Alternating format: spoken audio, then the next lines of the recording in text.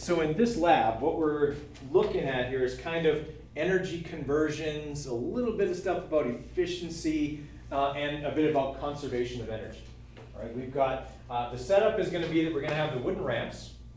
Okay, we're not going to make them very tall. Right? We don't need them to be very tall. And we're going to have these old school carts.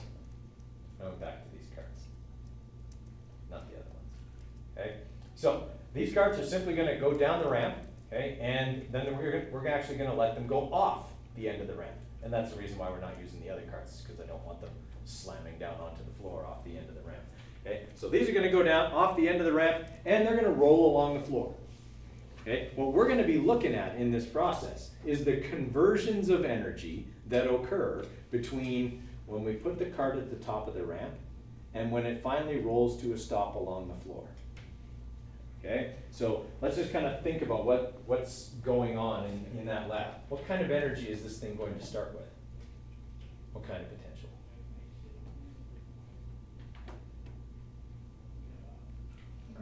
Gravitational potential, right? So I'm going to lift it up, I'm going to put it on top of the ramp. It'll be because of its height that it has energy. So gravitational potential energy. When I let it go, that gravitational potential energy is going to be converted into kinetic. Right? It's going to pick up speed as it goes down the ramp. And then it's going to go off the end of the ramp. When it goes off the end of the ramp, that kinetic energy is going to start getting converted into heat and sound. By what force? Friction. Friction is eventually going to cause this cart to roll to a stop. Okay? So we're going to start with potential energy. It's going to convert into kinetic energy. And then that kinetic energy will be converted into heat and sound over a certain distance because of the force of friction.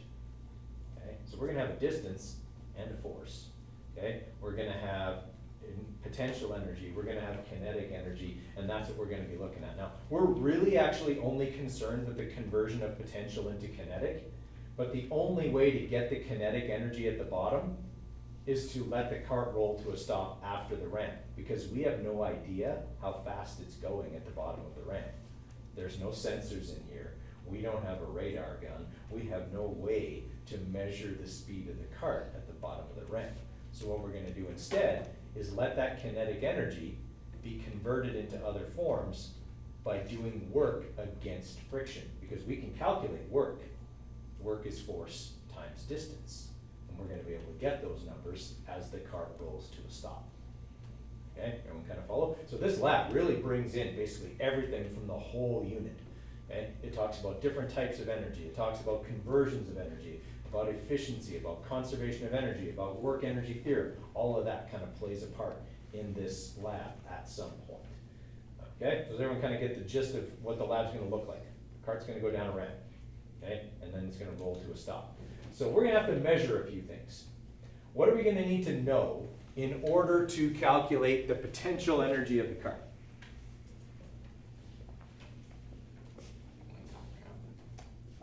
Not the length of the ramp, but something else, like length.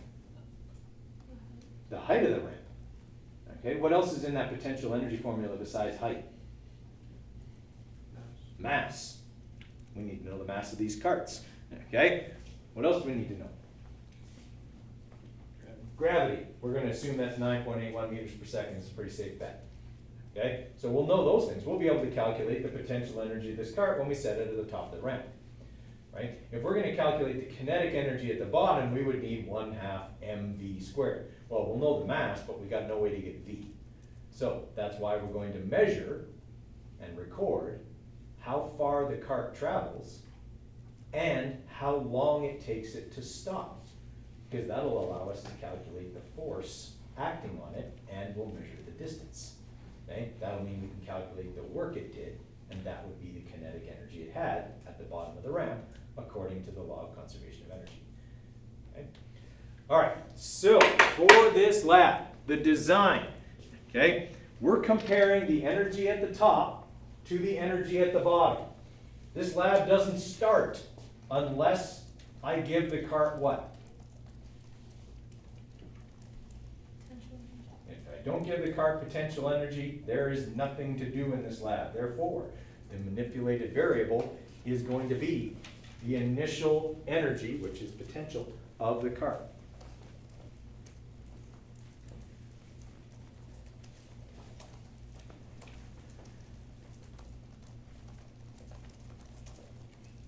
Now, our responding variable has to do with what happens to that potential energy.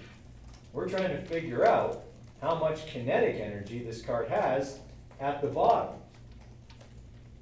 Okay, is that going to respond to how much potential I give it? It should. It certainly can't have more energy at the bottom, can it?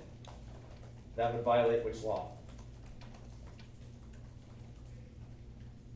The law of conservation of energy. Right, first law of thermodynamics. I would have had to have created energy at some point. Okay? Now, because this is happening in the real world, what's more likely at the bottom of the ramp?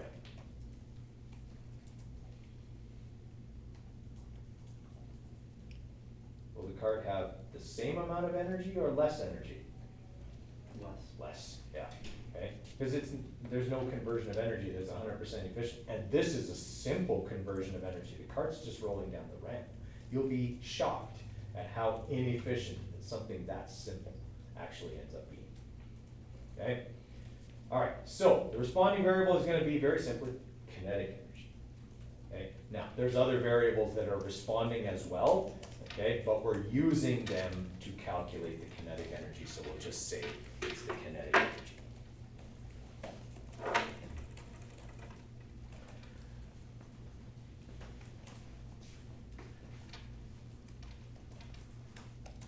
Okay, now, our controlled variables are anything that could affect either form of energy, or we could also say the mechanical energy of the system. Okay, so I want you to think of 3 things that are going to stay the same in this lab while the cart is going down the ramp that could affect its mechanical energy were they to change. Okay? And incidentally, we are only going to build one height of ramp. Okay, we're not changing the angle or the steepness of the ramp at any point.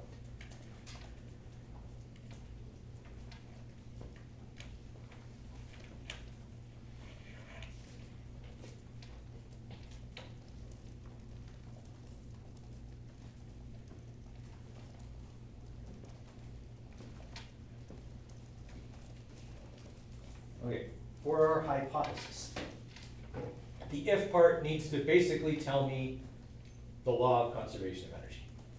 Okay, so if the law of conservation of energy says blah, blah, blah, you put in whatever you want for that.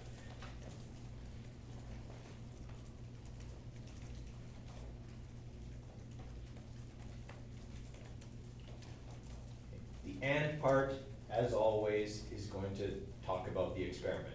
In this experiment, a cart is going to be allowed to accelerate down a ramp, converting potential into kinetic or something. You can describe it however you want.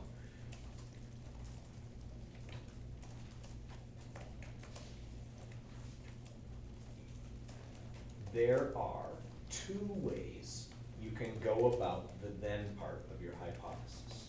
Either way is acceptable. You can treat the then part like the experiment is operating in the perfect physical world.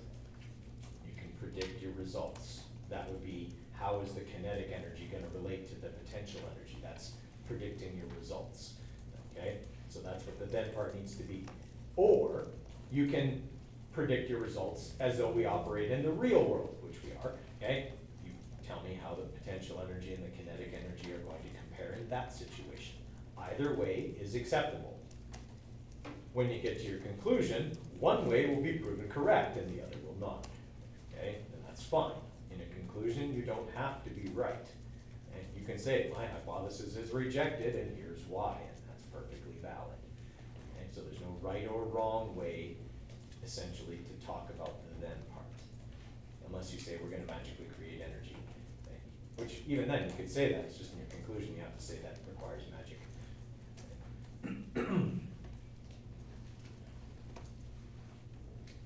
Okay, questions so far? So the procedure Okay, you're gonna build a ramp.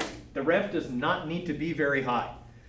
Okay, it says here about 15 centimeters. I think when I did it, I used 0.25 meters, which was fine when it was just me in the classroom during COVID. Okay, and I had the whole room to work with and the cart could travel a long way and not run into anything. Okay, that was fine. I would suggest you probably don't use that. I would say go with 15 centimeters, so don't make the top of the ramp any higher than this. Okay, because otherwise, these carts, they have really good bearings. And they'll roll quite a long way before they stop. Okay, and so if you make the ramp too high, your cart's just gonna keep hitting the wall or a desk or a person.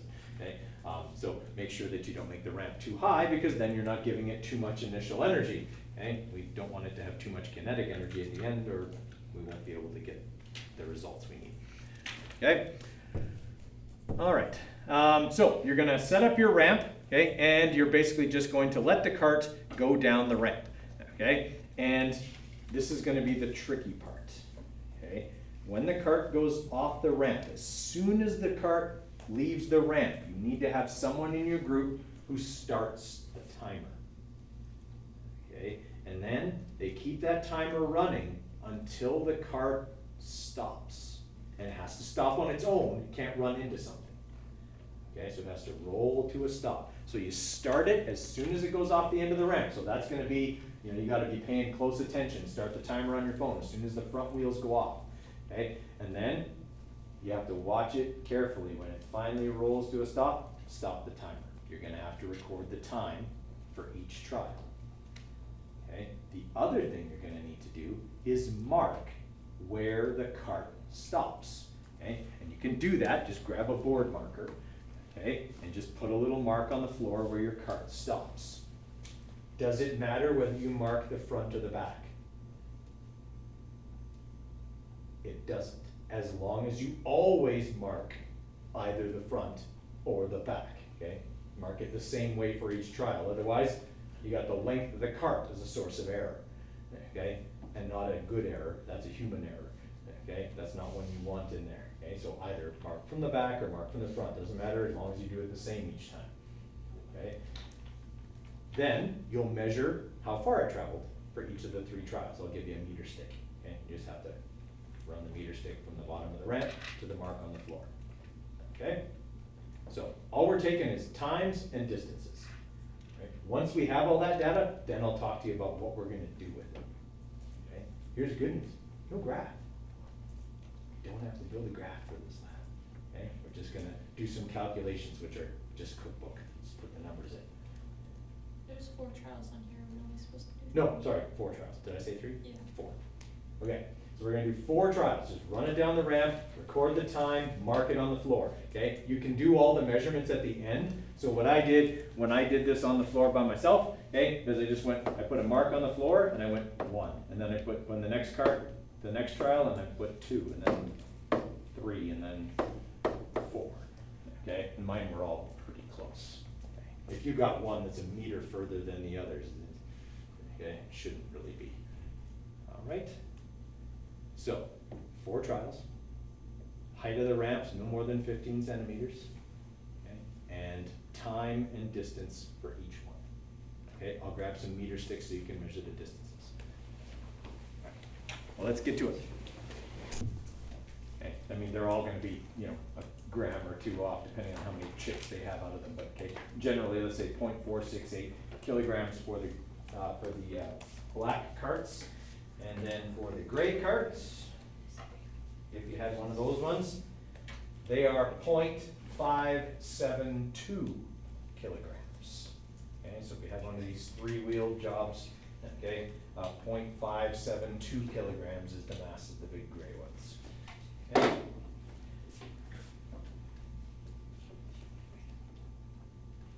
All right, so we got to look here now at the calculations that we have to make, right?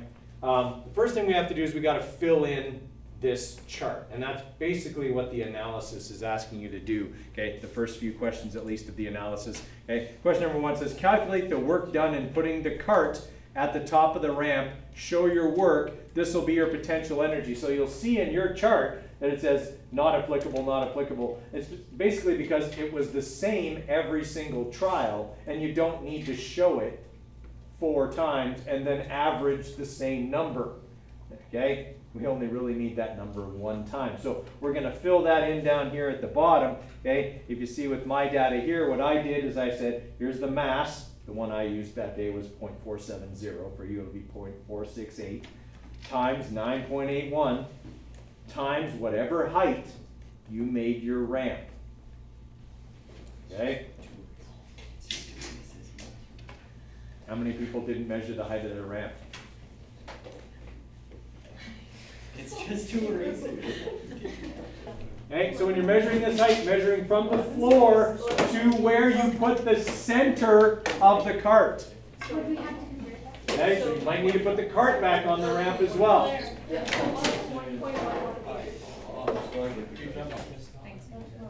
Okay, so hopefully now everybody has a height so they can do this calculation. Okay, so 0.468, if you had the black cart, 0.572, I think we said, if you had the big gray cart, times 9.81, times whatever the height of your ramp ended up being. Okay, that's our first calculation. It just goes down here in your charts. Okay, so just put your calculation right in there. Okay, and the actual number. And what will the units be for that number? What are the units for that number, guys? Ooh. What are the units for the number we're calculating there when we go mass times gravity times height? Joules, yeah, make sure you got units on your number. Okay, so that's the first number we gotta have. It's only one calculation. Okay, the next thing we have to calculate is we have to calculate the acceleration for each trial. Okay, and the reason we have to do that is we're kind of doing a little bit of convoluted math here. Okay, we know that work is force times distance. Okay, we've used that formula a whole bunch of times.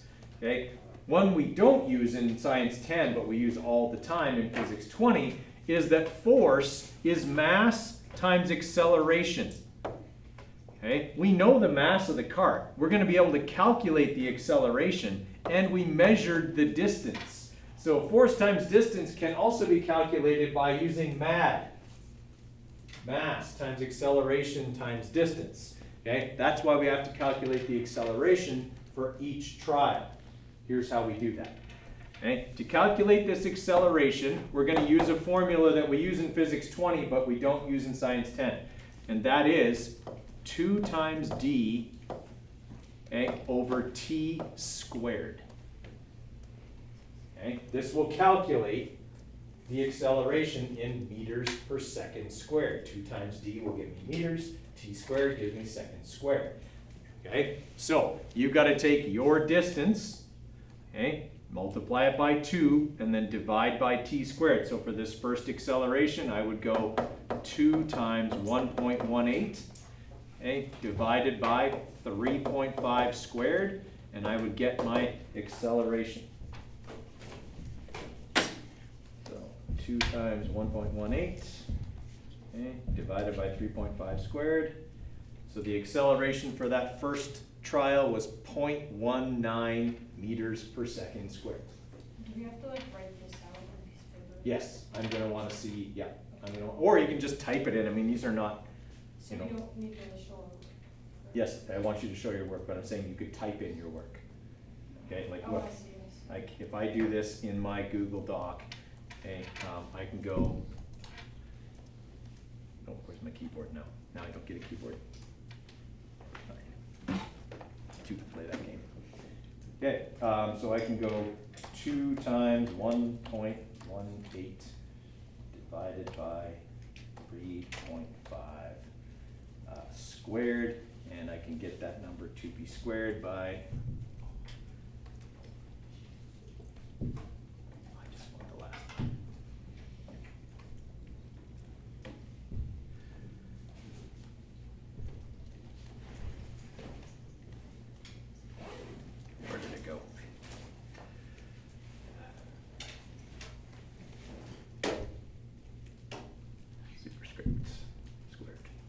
Okay, and then I can put in my answer after that. Okay, and I can just, oh, now I get the keyword. Equals, and then I got 0.19. Okay, and I can put in meters per second squared. Okay, you can put it all in there. You just type it in, that's fine. Okay. It's probably quicker than putting it on paper, taking a picture of the paper, finding the picture, putting it in your, it's probably just quicker to type it. Okay. All right, so that's what you need to do for your accelerations for each trial. So you're gonna have, okay, so you're gonna have those 4 calculations, and then whatever those numbers come out to, you're gonna add them up and divide by 4 to get the average, which will go in that bottom box. Okay? I'll give you a couple minutes to get those accelerations calculated before I talk about the next step. Okay, so it should be pretty easy to type that stuff just right into the chart. Okay, save yourself some time.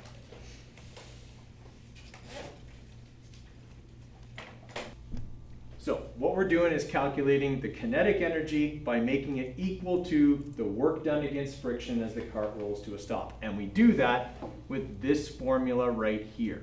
Mass times acceleration, that calculates the force of friction, okay, times the distance over which the force of friction acted. Okay, so we're essentially just doing force times distance. So we need to do that for each trial and put those numbers in this column of the chart. All right, so for me, for trial 1, okay, because I used the 0.470, I'm going to go 0.470, and I can do that one here. And so I'm going to go 0.470, because that's the numbers I had, okay, times the acceleration for that first one, which was 0.193.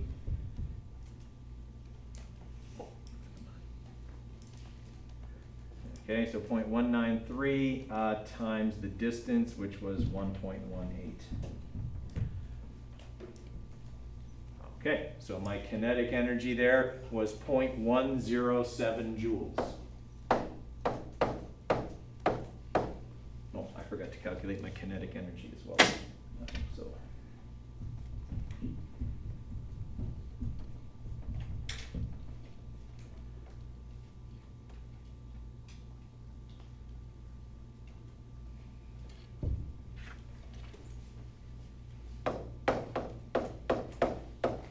Okay, so I want to do that for each one of these, trials. So you guys have to do the same thing.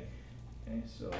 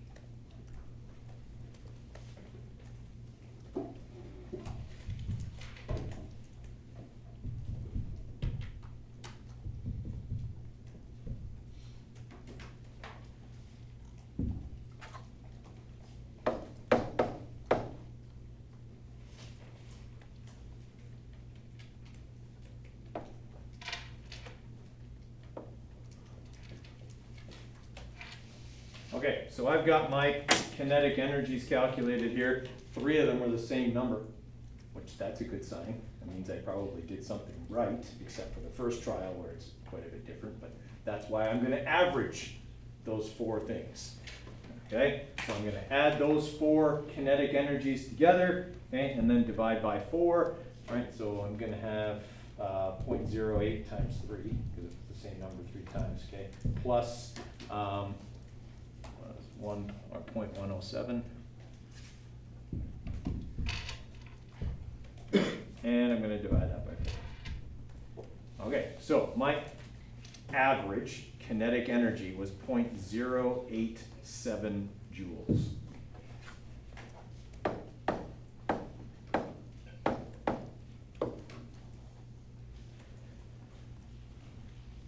Okay, now I've done the bulk of the analysis, or at least the calculations that were required for the analysis. Okay. Look at my potential energy, 1.15 joules. Look at my kinetic energy, 0.08 joules. How efficient was the conversion of potential energy to kinetic? Not very. Okay, I mean, how do we do an efficiency calculation?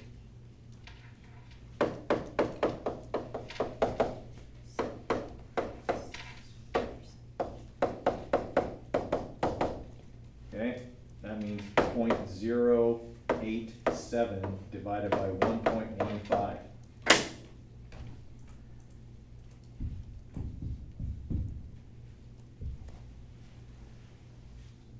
%7.5%.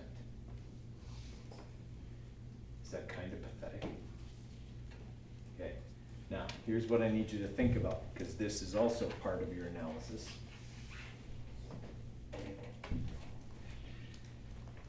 Okay, in question number 4, you're explaining something I already explained. It's about the friction and the work and how that's equal to the kinetic energy. Okay, just so you know, for number 4, I don't want you to tell me the math.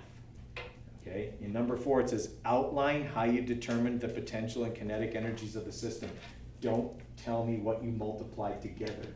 Okay, tell me how you figured out where the potential energy was, okay, where the kinetic energy was. Talk about how that kinetic energy was turned into other things. Okay, that's the stuff you have to talk about for number 4. Okay, for number 5, it said, did the potential energy of the system equal the system's kinetic energy? Why or why not? So obviously the first part of that question is a yes or a no, and it's clearly a no. Okay, the why or why not, that's on you. Okay, here's what you want to think about. When that cart was going down the ramp, what else did you observe? Think about all of your senses. Okay, when it was traveling from the top of the ramp to the bottom of the ramp, was there any evidence that energy might be being lost between the top and the bottom? What were some forms of energy you may have observed being produced? Okay, that's what you want to talk about, because that is the why it wasn't. Okay, so talk about that. Talk about what forces might have been involved, what forms of energy it might have turned into. Okay, that kind of stuff. That's what I'm looking for number 5. For 4 and 5, I should get a few lines, definitely, several sentences worth of explanation for each one of those. Okay, and again, for number 4, I've already seen your math. It's up top in the chart. I want you to explain to me, basically,